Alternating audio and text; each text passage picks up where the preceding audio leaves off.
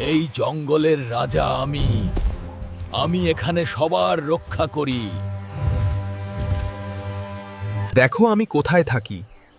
এই জঙ্গলের সবচেয়ে পুরনো গাছের নিচে আমার আরামদায়ক ঘর। ও এখনো ঘুমাচ্ছে।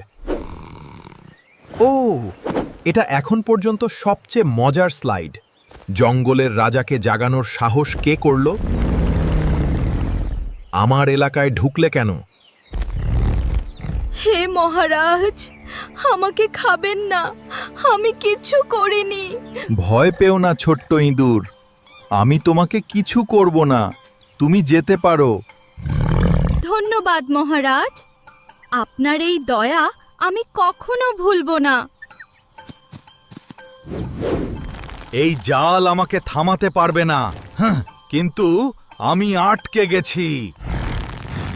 মহারাজ, আমি আসছি, সাহস রাখুন।